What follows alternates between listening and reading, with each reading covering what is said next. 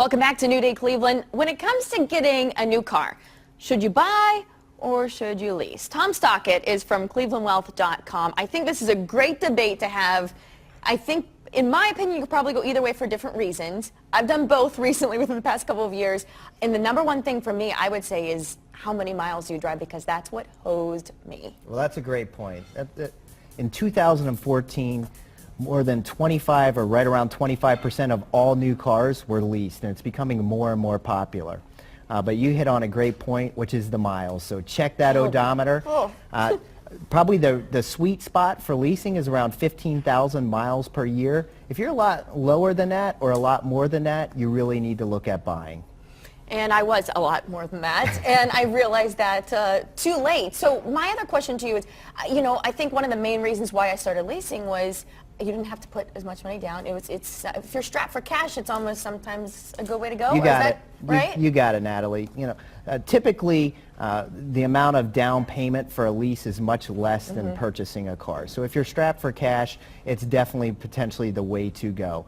Lower monthly payments as well as typically less down. When you buy a new car, you could be looking at as much as 10% down, plus paying all of the tax on the total purchase price of the car can make that down payment pretty high.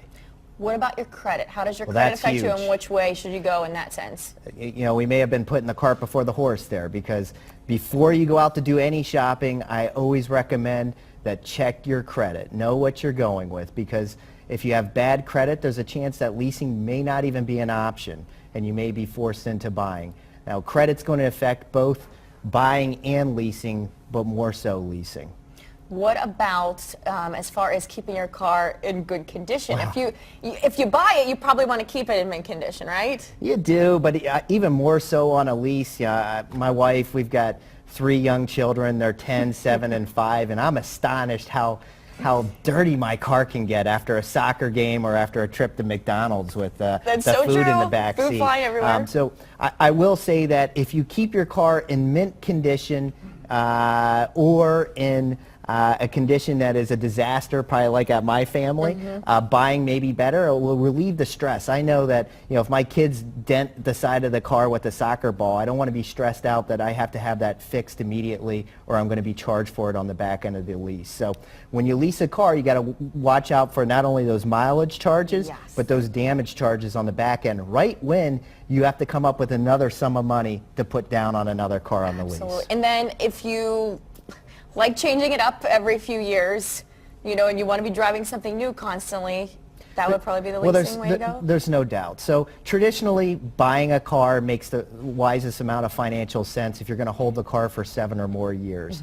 But a lot of folks out there, you want to have a new car every 3 years or so. Leasing is going to give you the opportunity to do so at the lowest cost out of pocket. But remember, you're not building equity in the car, so you really have nothing to show for it after 3 years. You got to come up with another sum of money to put down on the car. So here's what happened with me. I was leasing a car, and I went way too far over my miles. And I know normally people wonder, should I buy my car once I'm done leasing it? For me, I think you need to look at what's out there as far as financing goes, because it was cheaper for me to buy a brand new car than it was for me to buy the car I had already leased. So should they be looking at all the different financing options out there? You've got to shop around. You need to negotiate.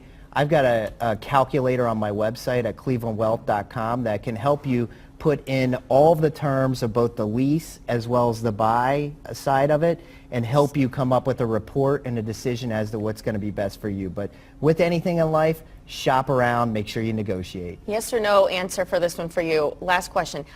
Can you still negotiate? I know you can negotiate when you're buying a car. What about when you lease? Can you negotiate there? Absolutely. Not only the monthly payment, but also the cost of the overall car. Negotiate everything. Can you come with me the next time I buy a car? I'm in. That would be a big help. That would be a big help.